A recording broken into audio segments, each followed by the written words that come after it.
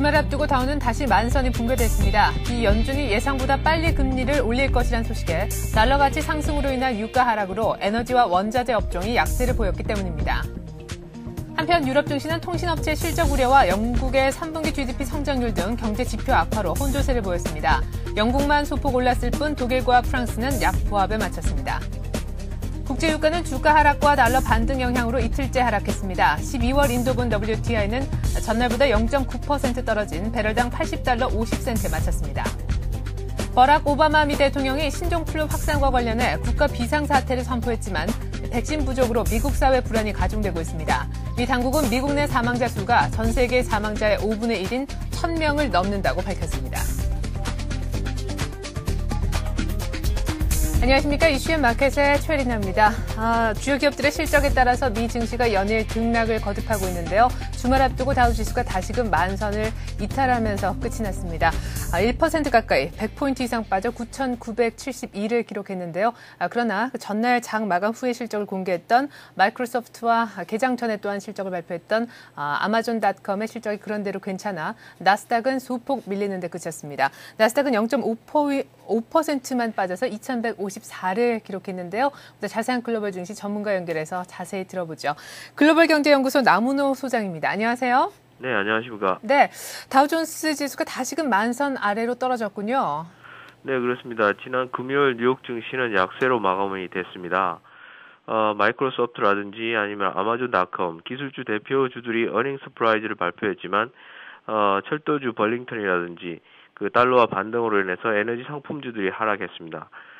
장 후반에 그 주요 지수들이 밀리기 시작해서 주가는 약세로 하락을 반전됐습니다.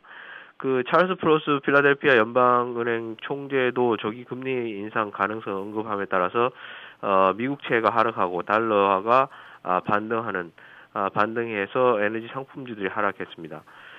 주요 지수들을 보시면은요, 다우 지수가 한 1% 넘게 빠졌습니다. 1% 하락했고요.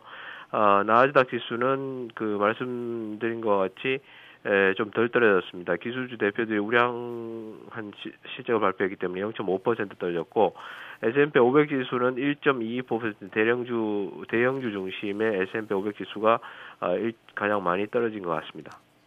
네, 그래도 장 초반은 강세로 출발하지 않았습니까?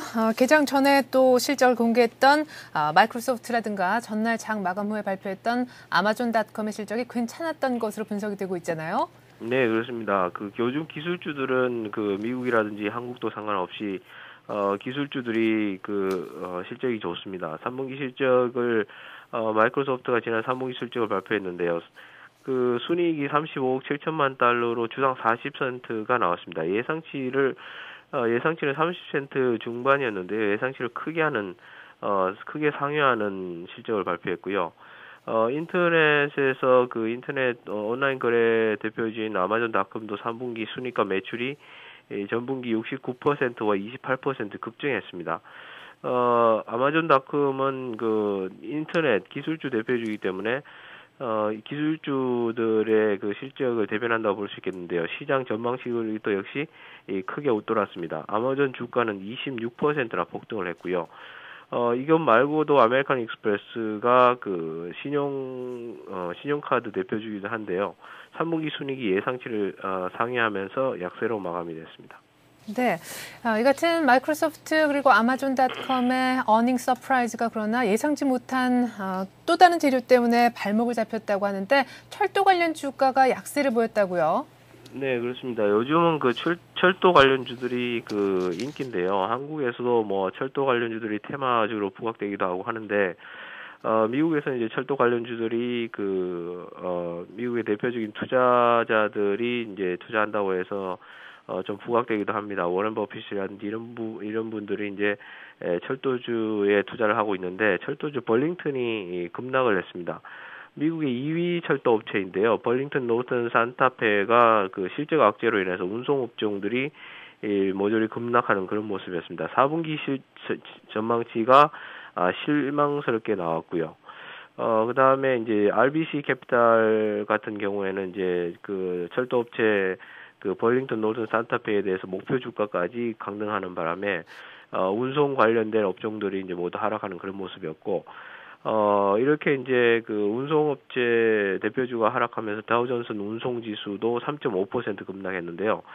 벌링턴의 주가는 벌링턴 노든 산타페 주가는 6.5%가 하락했고, 다우존스 운송지수는 3.5% 급락했는데, 이제 대부분의 운송 관련 주들이 이제 많이 하락한 것 같습니다. 네, 자 그리고 예상외로 빠른 시일 안에 미국의 기준금리가 제로금리에서 조금 인상될 수 있겠다라는 파이낸셜 타임즈 보도가 나온 이후로 달러화가 반등을 보였고 때문에 유가도 이틀째 하락하지 않았습니까? 네, 그렇습니다. 달러화가 이제 그 약간 지난주 주말에는 반등을 했습니다. 최근에는 이제 달러화 약세가 이제 전반적으로 진행되고 있었는데 국제 달러화 반등으로 인해서 국제유가 상품주들이 이제 하락을 했습니다. 그래서 지난주 주말에 그 플러스 연방은행 총재가 그 달러화 금리 인상 가능성을 언급을 했습니다. 그래서 달러화가 지난 주말 금요일 날 반등하는 계기가 됐고요.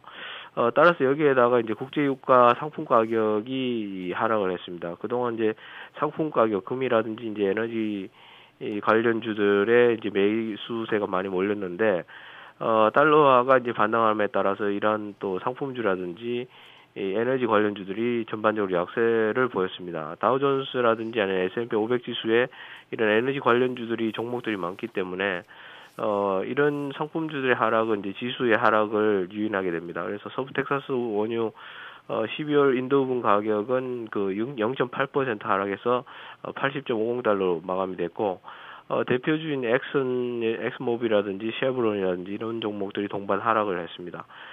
슈른베그레는 그 에너지주인데요. 에너지주는 이제 실적이 좋죠. 3분기 이익 예상치를 상회함에도 불구하고 상품주들의 하락에 따라서 5% 급락하기로 했습니다.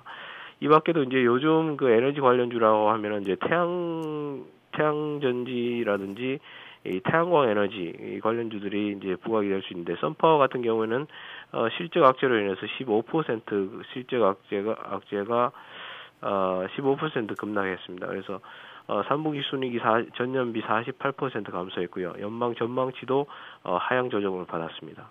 네. 자, 그리고 지표도 하나 나왔죠. 지난주에는 주택 관련해서 주택 시장이 바닥을 쳤다 이런 분석이 나오기도 했었는데요. 미국의 9월 기존 주택 매매 결과는 어땠나요? 네, 미국의 9월 기존 주택 판매는 이제 급증했습니다. 왜냐하면 전월보다 이제 9.4% 급증했는데 연율 기준에는 557만 채를 기록을 하고 있고, 시장 컨센서스로는 535만 채를 크게 상회하는 그런 모습이었습니다.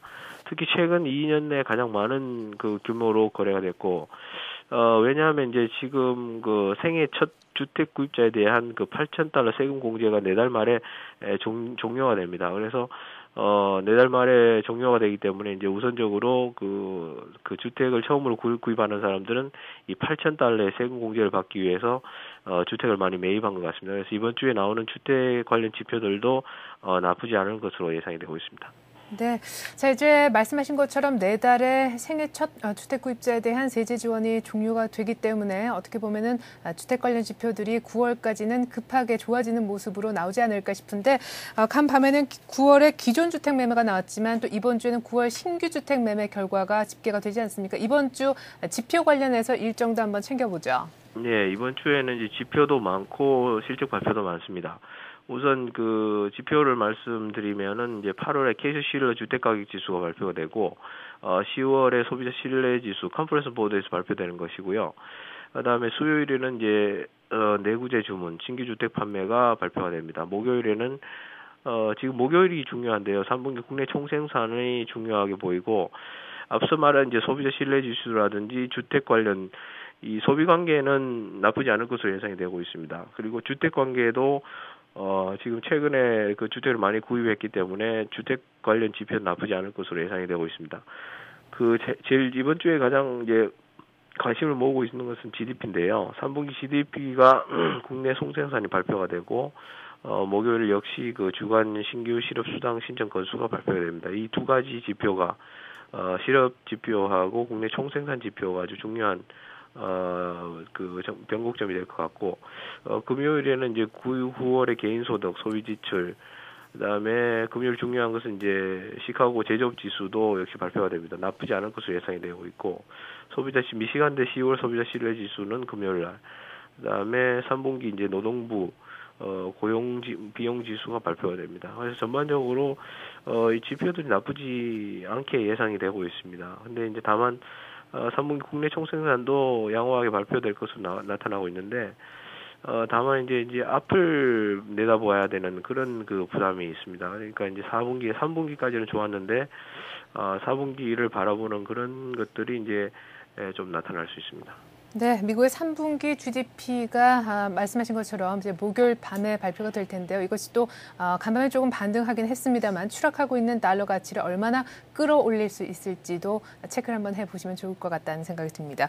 자, 어쨌거나 지난주까지 실적을 공개한 S&P 500 소속 기업들의 실적이 사실상 한 80% 정도가 애널리스트 전망치를 웃도는 어닝 서프라이즈였는데, 때문에 이번 주에 내놓을 기업들의 실적도 상당히 눈높이가 높아진 상태에서 투자자들이 바라보게 될 것 같습니다. 이번 주에는 또 어떤 기업들의 실적이 공개되나요? 네, 이번 주에도 이제 대표적인 기업들이 많습니다. 코닝이라든지 통신 대표주 브라이졸이라든지 에너지 쪽의 코노코필립스 이런 부분들이 이제 발표가 되고, 화요일에는 인터랙티브, 멀큐리, 그다음에 이제 카드 쪽에 비자 카드가 발표가 됩니다. 수요일에는 이제 구디어 타이어, 뉴포트라든지 이렇게 발표가 되고, 목요일에는 소비 대표주 P&G와 그 에너지 대표주 엑슨모빌, 통신주의 모토로라, 금요일에는 이제 쉐브론, 기술주의 썬마이크로시스템과 전자주의 소니가 발표가 됩니다.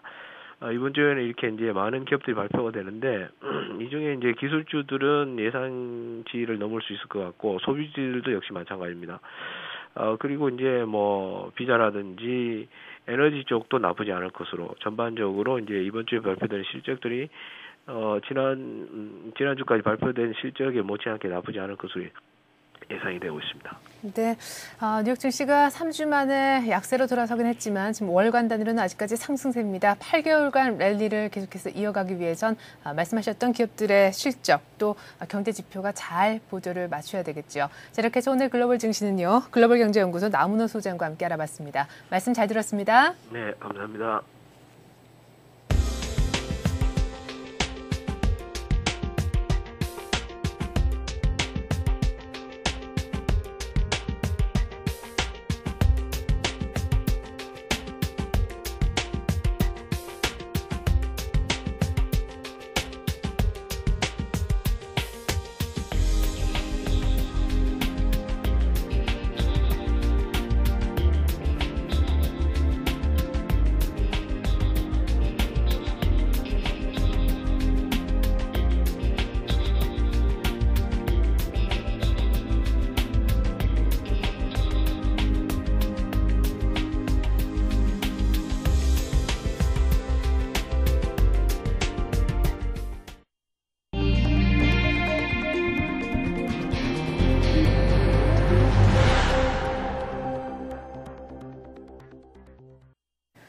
뉴스 따라잡기 시간입니다. 오늘은 서울경제신문 이종배 기자와 함께하겠습니다. 안녕하세요. 예, 안녕하십니까. 네, SK그룹이 2차 전지 시장에 진출할 것이다, 이런 얘기는 계속해서 있었죠. 이미 2차 전지 분리막이라는 어떤 핵심 기술을 보유한 SK에너지 때문이었는데 협력 파트너가 정해졌다고요? 예, 그렇습니다. SK그룹이 2차 전지 시장에 출사표를 본격적으로 던졌는데요.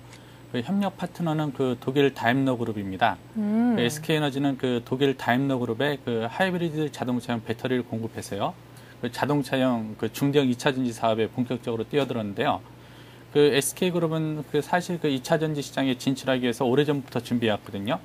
SK에너지가 주축이 돼서 세계에서 세 번째로 리튬이온 전지 분리막 소재를 상업하는 데 성공하는 등 착실히 준비해왔거든요. 이번에는 다임러 그룹과 협력해서 본격적으로 자동차 2차 전지 시장에 진출한다는 계획인데요. 세부적으로 보면 이렇습니다. 독일 다임러 그룹이 한 85% 지분을 갖고 있는 미쯔비시 후소의 하이브리드 자동차가 있거든요. 네. 미쯔비시 후소의 하이브리드 자동차에 자동차용 중대형 2차 전지를 공급하고요. 또 이와 별개로 미쯔비시 자동차 공동으로 하이브리드 자동차 프로젝트를 추진한다는 계획인데요. SK그룹이 SK에너지를 앞세워서 야심차게 추진하는 2차 전지 사업이 그 향후 어떤 모습을 보일지도 그 시장에 관심이 되고 있습니다. 네, 말씀하신 것처럼 이제는 SK그룹이 SK에너지를 앞세워서 2차 전지 시장에 본격 진출하게 됐는데, 흥미로운 거는 SK에너지가 좀 더 성장하기 위해서는 다름 아니라 국내 기업들과 경쟁을 해야 된다고요? 네, 그렇습니다. 그 SK그룹이 그 2차 전지 시장에서 확실히 자리 잡기 위해서는요, 바로 그 국내 업체와 경쟁을 해야 되는 그런 상황이 펼쳐질 것 같은데요.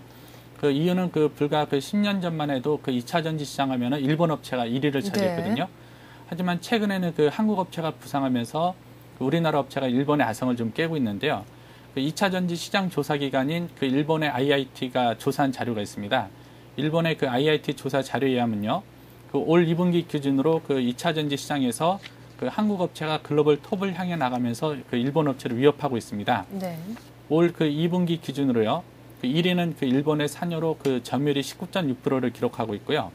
그 2위는 바로 그 삼성 SDI로 그 점유율이 18.6%입니다. 그러니까 1%포인트만의 차이가 안 나고 있죠. 예. 그 3위는 역시 그 LG화학으로 그 점유율이 그 13.4%를 기록하고 있는데요. 그 4위는 소니고요. 소니는 점유율이 11.8%입니다. 예. 그 현재 그 2차 전지 시장을 보면요, 그 소니가 뒤처지면서 그 산요하고요, 우리나라의 그 삼성 SDI, 그 LG화학 이렇게 상강구도가 형성돼 있는데요. 네. 결국 그 SK에너지가 그 글로벌 대열에 오르려면은 그 국내 업체인 그 삼성 SDI와 그 LG화학과 경쟁해야 되는 그런 구조가 되고 있는데요. 사실 그 SK그룹은 그 마땅히 그 해외 수출 품목이 없다 보니까요. 네. 그 내수 글로벌 기업이 아닌 그 내수 기업이라는 꼬리표가 항상 따라붙어 왔는데요. SK그룹이 그 2차 전지 시장에서 과연 어떤 성적을 낼지, 네. 또 그런 성적을 바탕으로 그 글로벌 기업으로 변신할지도 시장에 관심을 모으고 있습니다. 네.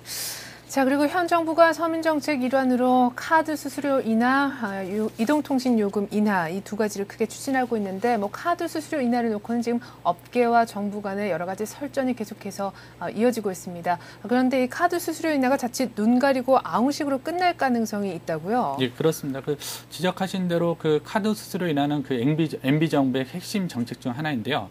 이렇다 보니까 금융당국이나 정치권에서 그 카드사를 대상으로 그 많은 압박을 가하고 있는데요. 이런 가운데 그 카드 수수료 인하가 이루어져도 다소 변질될 수 있다는 소식인데요. 네. 즉 그 평균 수수료를 인하는 되겠지만 그에 대한 대가로 카드사들이 그 하위 신용 공간에 대한 현금 서비스 대출을 축소하든지 이런 현상이 나타날 것을 좀 우려되고 있는데요. 예. 그 수수료 인하를 요구하는 일단은 그 정부나 정치권의 입장을 보면요. 한마디로 그 정부나 정치권은 카드사들이 그만큼 많은 돈을 벌었으니까 수수료를 인하해야 된다. 예. 그런 주장인데요. 일단은 카드사들의 그 카드채 조달 금리가요, 그 최근 들어서 많이 낮아져가지고 수수료 인하 여력이 있다는 주장이거든요. 예. 그 카드채 그 조달 평균 금리를 보면은 올 1사분기 한 6.7%에서요. 올 2분기에는 한 5.7%로 떨어졌고요. 네. 그 3분기에도 한 5.86%로 그 6%대 이하로 떨어져 있습니다.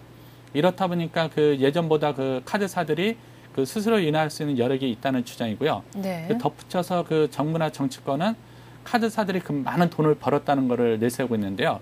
단적인 예로 그 현금 서비스 수익만으로요. 네. 카드사들이 벌어들인 금액이 2007년에는 한 2조 4천억 원이 되고요. 네. 2008년에도 한 2조 4,800억이 되는데요. 이렇게 되니까 많은 돈을 벌었으니까 또 그만큼 수수료를 낮춰달라는 게 정부의 입장입니다. 네, 자 그렇다면 말씀하신 것처럼 현금 서비스로 그동안 돈도 많이 벌었지 않느냐, 내릴 여력도 있지 않느냐라면서 정부나 정치권에서는 지금 카드사 쪽에 카드 수수료 인하 압박을 넣고 있는데, 카드사 입장은 어떻습니까? 네, 그렇습니다. 그 카드사들로 나름대로 그 대응에 나서고 있는데요. 문제는 그 카드사나 정부나 그 입장 차이가 커가지고 그 합의점을 찾기는 어려울 것 같고요. 예. 그 카드사 입장을 좀 나름대로 그 정리해 보면요. 일단은 그 조달금리 하락으로 그 수수료 인하 여력이 있다는 정부 주장에 대해서는요. 그 카드사들은 그 45일간 무이자로 그 외상 구매를 지원하기 때문에 그 조달금리가 낮아도 그 원가 비용 부담은 여전히 높다. 그런 네. 입장이고요. 또 그 미국, 일본 등과 비교해서 우리나라 카드 수수료가 높다는 것을 또 정부나 정치권에서 주장하고 있거든요. 또 이에 대해서는 획일적으로 비교하는 것은 무리다. 그런 입장을 내놓고 있습니다. 또 아울러 그 현금 수수료 서비스를 낮추면은 그 상대적으로 그 신용불량자가 증가할 수 있다.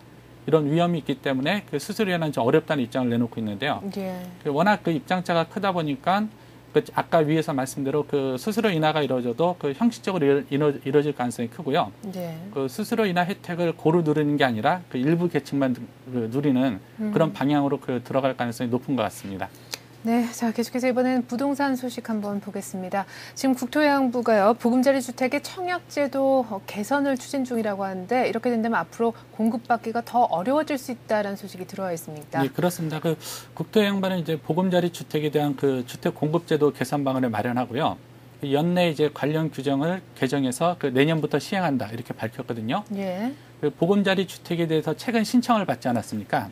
이번 신청 과정에서 나타난 문제점을 보완하는 차원에서 이렇게 그 제도가 개선이 됐는데요. 예. 그 바뀐 내용을 좀 살펴보겠습니다. 우선 그 살펴볼 것이 그 3자녀 특별 공급 물량인데요. 그 현재는 그 수도권의 경우 그 해당 시도 지역의 50%, 또 나머지 50%는 그 인구 비율에 따라 그 타 수도권 시도에 차등 배정을 했거든요. 예. 이 경우 그 아파트 분양 지역에서 멀리 떨어진 지자체에서는 그 청약자가 발생하지 않다 보니까 미달하는 사태가 나타났거든요. 예. 그래서 그 내년부터는 그 해당 시도의 50% 물량을 배정하고요. 그 나머지 50%는 그 인구 비율과 무관하게 그 모든 수도권 시도에서 청약할 수 있도록 그렇게 바꿨습니다. 그러니까 그 내년부터는 보금자리 물량의 50%는 그 다른 지역 인근 거주자도 모두 신청할 수 있도록 한다는 계획이고요. 예. 또 이제 보금자리 주택의 또 기간 추천 특별 공급 물량이 있는데요. 그 기간 추천 특별 공급 물량은 뭐 자치단체와 중소기업청이 이제 신청하는 물량인데요. 이 그 기간 추천 특별 공급 물량도 그 미분양을 최소화하기 위해서요. 그 대상자 수를 그 종전 공급 물량의 100%에서 그 150%로 좀 확대한다는 계획입니다.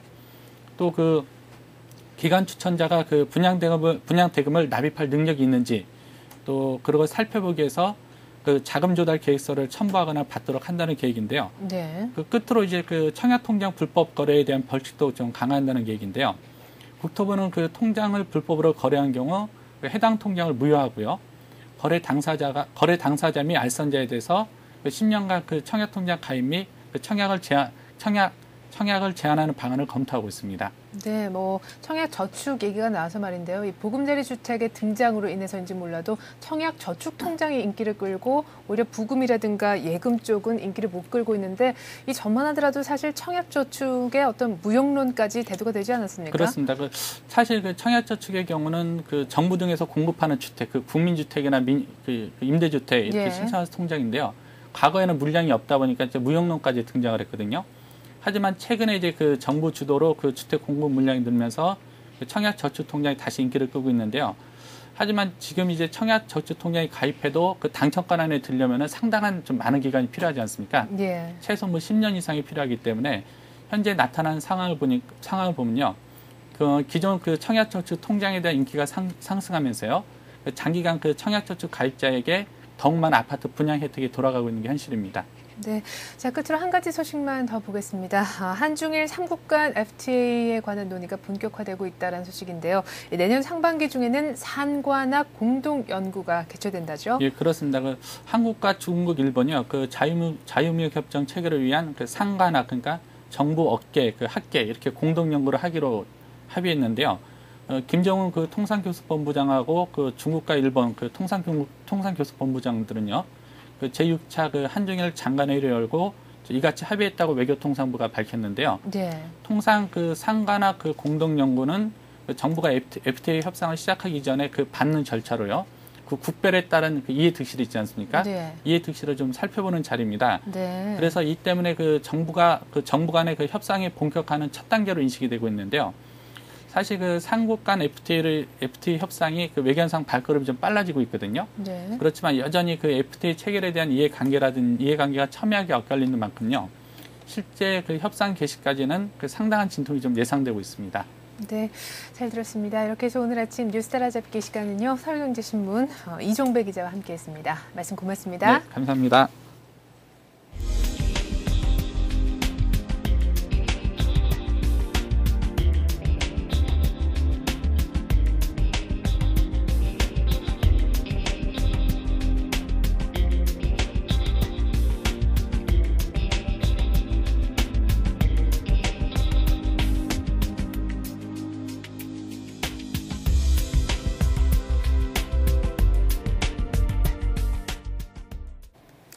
주말 앞두고 뉴욕 증시가 다시금 만선 아래로 떨어졌습니다. 주말 앞두고 차익실현 매물이 나온 탓도 있고 또한 유가가 이틀째 하락하면서 에너지 상품주가 부진한 영향도 있었습니다.